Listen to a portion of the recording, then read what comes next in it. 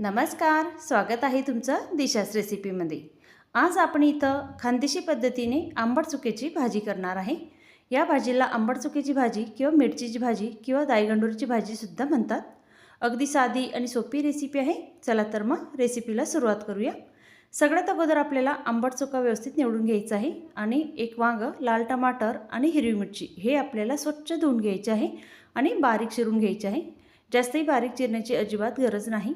आता छान असं चिरून तयार झालेलं आहे। आता कुकरच्या भांड्यामध्ये आपल्याला हे भाज्या सर्व शिजवून घ्यायच्या आहे। त्यासाठी कुकर पॅनमध्ये आपल्याला चिरून घेतलेले लाल टमाटर, वांग आणि आंबट चुका आणि बारीक चिरून घेतलेली हिरवी मिरची टाकायच्या। नंतर यामध्ये थोडंसं पाणी टाकायचं आहे। नंतर एका साईडला मी अर्धी वाटी तुरीची डाळ सुद्धा धुवून ठेवलेली आहे। आता ही डाळ सुद्धा आपल्याला कुकरमध्ये टाकायची आहे। आता डाळ टाकून घ्यायची आणि नंतर यामध्ये शेंगदाणे टाकायचे आहे। शेंगदाणे जर तुम्हाला टाकायचे नसतील तर नाही टाकले तरी सुद्धा चालतील, पण शेंगदाणे छान लागतात त्या भाजीमध्ये। नंतर एक चमचा जाड मीठ टाकायचं, नंतर थोडंसं तेल टाकायचं आहे। आता ही भाजी आपल्याला कुकरमध्ये शिजवून घ्यायची आहे। तर 2 ते 3 शिट्ट्या करून घ्यायच्या आहे, म्हणजे सर्व भाज्या आपल्या छान मऊसूत शिजतील। आणि बघा 3 शिट्ट्या झालेल्या आहे आणि भाजीसुद्धा मस्त शिजून तयार आहे।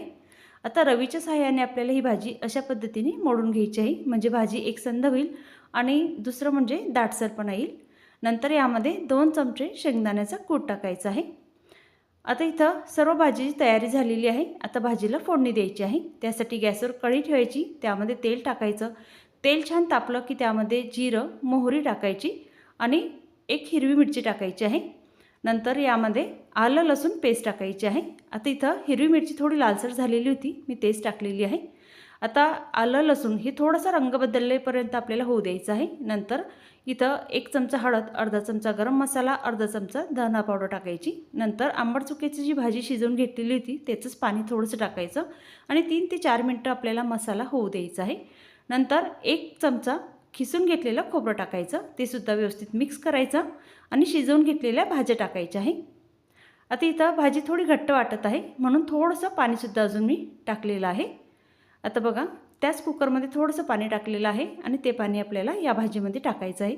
नंतर चवीनुसार मीठ टाकायचं। लक्षात असू द्यायचं आपण भाज्या शिजताना सुद्धा मीठ टाकलेलं होतं आणि इथं जाड मिठाचा वापर केलेला आहे, तर थोडं मीठ कमीच टाकायचं।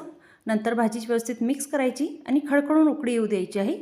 नंतर बारीक चिरून घेतलेला कोथिंबीर टाकायचा, व्यवस्थित मिक्स करायचा आणि 15 ते 20 मिनिटं ही भाजी आपल्याला मंद आचेवरती होऊ द्यायची आहे। इथं खानदेशी पद्धतीने झणझणीत, टेस्टी आणि चमचमीत अशी आंबट चुक्याची भाजी किंवा मिरचीची भाजी किंवा दाईगंडूरची भाजी तयार झालेली आहे। आता ही भाजी तुम्ही पोळीसोबत किंवा भातासोबत खाऊ शकतात, पण खानदेशी पद्धतीने ही भाजी केलेली आहे तर तुम्ही नक्कीच ज्वारीच्या भाकरीसोबत खाऊन बघा, खूप छान लागते। अगदी साधी आणि सोपी रेसिपी आहे। एकदा ही रेसिपी तुम्ही नक्की करून बघा, सर्वांना खूप आवडेल। आणि सर्वात महत्त्वाचं म्हणजे रेसिपी आवडली असेल तर लाईक करा, शेअर करा, चॅनलला सबस्क्राईब करा। धन्यवाद।